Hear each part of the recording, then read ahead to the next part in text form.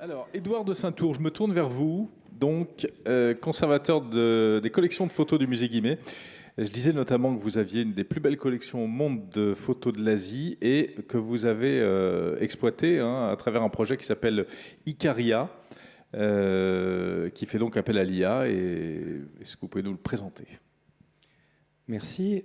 Oui, tout à fait. Alors, au musée Guimet, nous avons la chance d'avoir une collection d'à peu près 600 000 photographies. Ce n'est qu'une estimation, puisqu'on n'a pas un inventaire complet de cette collection, mais c'est effectivement une des plus belles collections de photographies sur l'Asie au monde. Et au sein de cette collection, nous avons la chance d'avoir près de 20 000 photographies du Japon avant les années 1920. C'est l'objet du projet Icaria, d'utiliser l'intelligence artificielle pour augmenter l'accessibilité, la valorisation et l'étude de ce fonds de photographie ancienne du Japon. Alors ce projet Icaria, peut-être avant de vous parler des objectifs principaux, c'est un partenariat entre le musée Guimet et la société Teclia. Donc je suis content que Christopher soit présent ce soir, puisque c'est avec lui que nous développons ce projet depuis 2023. C'est aussi un projet qui est soutenu par la Caisse des dépôts dans le cadre de France 2030. On a eu la chance d'obtenir un financement de France 2030 dans un appel à projet sur la numérisation du patrimoine. Et l'aspect technologique était important pour cet appel à projet. Et donc grâce à ce financement, nous pouvons mener ce projet sur 3 années, alors que les modèles d'IA continuent d'évoluer. Et ça, c'est une très bonne chose pour nous, parce que ça nous permet d'être flexibles et de tester de nouveaux modèles.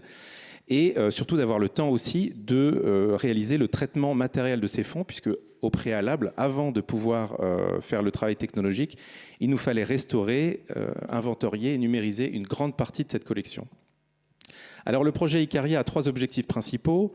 Le premier, évidemment, de conserver, d'étudier et de valoriser les collections photographiques du musée Guimet. C'est un peu notre mission ici, Place d'Iéna. Le deuxième objectif, développer de nouveaux outils numériques pour la recherche en histoire de l'art, mais aussi pour augmenter l'accessibilité des fonds photographiques au public. Et donc nous utilisons essentiellement 2 technologies pour cela, différents types d'IA et le 3IF, qui est une sorte de langage informatique qui permet de rendre les images et les données associées accessibles à l'international et librement utilisables. Et notre troisième objectif serait d'enrichir les connaissances sur la photographie au Japon pendant les époques Bakumatsu, Meiji et Taisho, c'est-à-dire entre 1853 et 1926. C'est à peu près les bornes chronologiques de la collection du musée Guimet. Alors cette collection, elle a un cœur, un noyau, je dirais, qui est la collection Dubois, qui a été acquise par le musée Guimet il y a une quinzaine d'années auprès d'un collectionneur, un particulier, le docteur Joseph Dubois, qui était passionné par le Japon de l'époque Meiji et qui collectionnait à tour de bras tous les albums, toutes les photographies, toutes les plaques de verre qu'il pouvait trouver en brocante sur le marché de l'art auprès des marchands et dans toute l'Europe. Et donc il a constitué, entre les années 70 et les années 2000, une collection d'environ 17 000 photographies et une cinquantaine d'ouvrages illustrés par la photographie qui représentent le Japon de cette époque. On trouve dans cette collection Dubois toutes sortes d'objets photographiques. Ça va de l'album le plus pauvre, le plus modeste, pas mis en couleur, avec une reliure très simple, en carton, etc., à des objets extrêmement luxueux, des albums qui sont laqués, qui sont incrustés d'or et de nacre, et des photographies qui seraient colorisées à la main par des artistes, etc. Je vous en donne quelques exemples ici. Par exemple, les photographies d'Apollinaire Lebas, qui était un des premiers photographes français à aller au Japon en 1864. Frédéric Sutton, qui a eu le privilège insigne de faire le portrait du dernier shogun Tokugawa Yoshinobu en 1867 à Osaka. Et Felice Beato, par exemple, qui est un des fondateurs d'un style qu'on appelle l'école de Yokohama. C'est un type d'imagerie, disons, prototype de la carte postale, assez artificielle, très mise en scène et souvent colorisée à la main, pour un marché étranger, un marché de visiteurs, de touristes au Japon. Felice Beato a vraiment fait énormément d'émules au Japon, que ce soit parmi des photographes étrangers qui s'installaient à Yokohama ou des photographes japonais qu'il a lui-même formés dans les années 1870. On a aussi, alors ça c'est un autre exemple de l'école de Yokohama, c'est un peu plus représentatif que ce que je vous ai montré juste avant. Le baron Raimund von Stillfried, c'est un des émules de Beato dont je parlais à l'instant. On a également des albums dans cette collection de photographes japonais, de pionniers de la photographie au Japon, notamment Ichida Sota, que je montre ici parce que cet album est absolument exceptionnel, de par le décor qui enlumine toutes les pages de l'album. Ici, c'est un panorama de Kobe. Ichida Sota était basé à Kobe dans les années 1870. Et un autre exemple, voilà, pour vous donner un peu envie d'en savoir plus, Shinichi Suzuki 2, qui se caractérise par des albums très luxueux et qui sont aussi enluminés dans les pages par des peintres, des artistes japonais, qui rendent ces objets encore plus séduisants qu'ils ne le sont. Alors le projet Icaria se déploie en 3 phases qui au départ devaient être consécutives et qui finalement se chevauchent les unes les autres, et c'est pas un détail. La restauration et la numérisation, c'était, comme je vous le disais, le préalable de ce projet. Ça a pris beaucoup de temps parce que pour restaurer 17 000 photographies, il faut des petites mains et des gens très qualifiés. On a bénéficié de l'expertise d'Annabelle Simon, qui est restauratrice d'albums photographiques et spécialiste de la photo au Japon au 19e siècle. Elle a travaillé avec l'aide de quelqu'un, mais pour passer en revue tous ces albums, on en a plus de 280. Il fallait plusieurs mois. Et puis, après cette restauration, la numérisation du corpus, qui est toujours en cours, mais qui devrait se terminer au début de l'année prochaine, dans quelques semaines, et qui nous permettra d'avoir un corpus numérique de toute la collection que nous mettrons ensuite en ligne sur une plateforme, une base de données. La deuxième phase du projet, et c'est là qu'en fait ça se tuilait, c'est l'identification et l'implémentation de modèles d'IA pertinents pour nous. Par chance, nous avions déjà un corpus d'images basse définition, qu'on ne peut pas vraiment mettre en ligne, mais qui ont permis à Teclia de commencer à tester des modèles d'IA qui pouvaient nous servir dans ce projet. On n'a jamais eu l'intention ni l'ambition de produire, de créer de nouveaux modèles à partir de zéro, parce que ça demanderait des ressources financières et humaines que nous n'avons pas. Par contre, il y a tellement de modèles déjà accessibles et de plus en plus et tous les mois que c'était plus pragmatique et aussi peut-être plus pertinent de d'abord tester ce qui existait pour nos usages. Donc j'ai mis en fait que cette phase dure de 2023 à 2026, c'est-à-dire l'intégralité du projet, puisque jusqu'aux dernières semaines, j'ai envie de dire, on pourra peut-être encore tester de nouveaux modèles. J'ai pas envie de faire de promesses qui mettront Christopher dans l'embarras. Voilà quelques exemples de nos usages de l'intelligence artificielle dans le projet Icaria. Il y a plusieurs modèles qui sont utilisés. Si vous avez des questions sur quel modèle, je laisserai plutôt répondre Christopher qui maîtrise ces aspects mieux que moi. Mais voilà une liste un peu synthétique de ce que nous utilisons à l'heure actuelle. Alors l'identification des tirages dans les images numériques, en fait, puisque les numérisations que nous avons, ce sont des pages entières des albums. Parfois, il n'y a qu'une seule photo, parfois, il y en a plusieurs. Mais dans tous les cas, le tirage photographique ne recouvre pas l'intégralité de la page.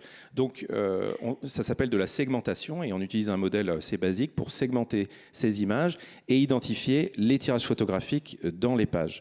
On utilise aussi le même outil pour réorienter les images qui ne seraient pas dans le bon sens. Parfois, elles sont à l'envers ou sur le côté.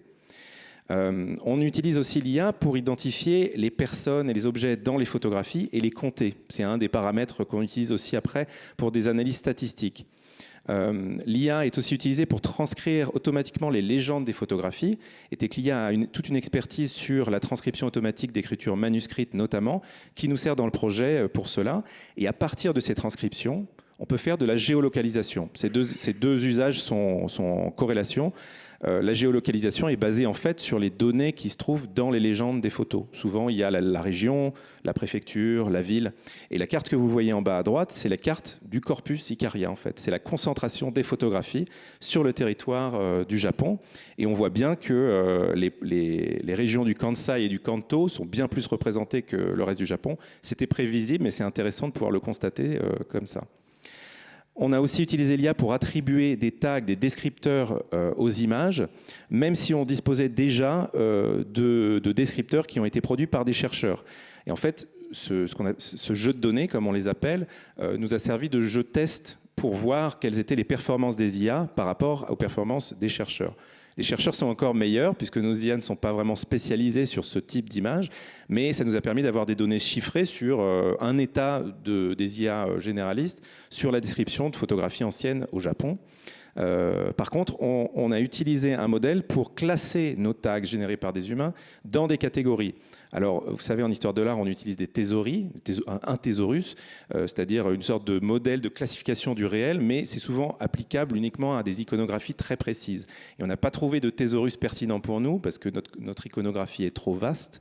Et donc, on a opté plutôt pour quelque chose d'un peu plus résilient. On pourra en parler si vous avez des questions là-dessus. On a un outil de recherche par similarité qui, sur la plateforme, la base de données, quand vous accédez à une photographie, vous avez en dessous toutes les images identiques ou similaires ou proches de la photographie source. Là, c'est un exemple où il se trouve que dans le corpus, on a plusieurs tirages de cette image. Elle a juste été colorisée différemment et vous pouvez le voir à droite, les couleurs ne sont pas exactement les mêmes.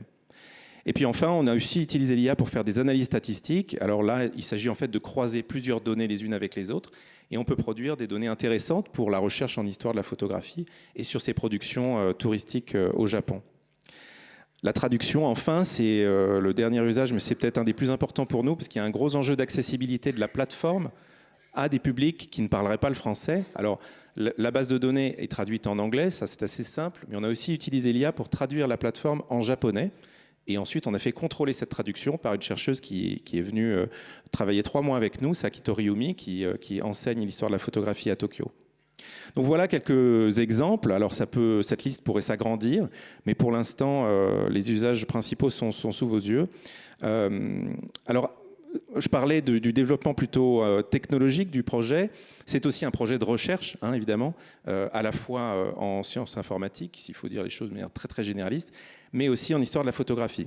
Et donc, c'est là qu'intervient cette année, en fait, 2025-2026. C'est une année de recherche pour le projet où nous bénéficions de la collaboration de spécialistes et dont Saki Toriumi, dont je parlais à l'instant, qui était au musée Guimet entre septembre et novembre, pour nous aider à affiner les outils qu'on avait développés avec Teclia, à les rendre plus pertinents, à déceler les biais de nos modèles et à nous aider en fait à dire le moins de bêtises possible. Parce qu'en fait, il y a toujours cette question de la marge d'erreur.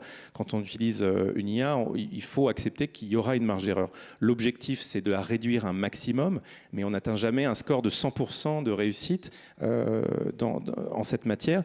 Mais d'ailleurs, c'est la même chose avec les humains. Les humains font des erreurs également. Tout ça, c'est une question de culture. Mais comment dire, la contribution des chercheurs au projet, c'est pour nous aider à réduire cette marge d'erreur. Et puis après le projet Icaria, eh bien, il y aura une restitution. Alors, on publie des articles, on organise des conférences. À la fin du projet, en 2027, il y aura un grand colloque au musée Guimet pour clore le projet, pour restituer tous nos résultats et qui sera organisé dans le cadre du bicentenaire de la photographie. Donc, je me réjouis vraiment d'avance de ce bel événement.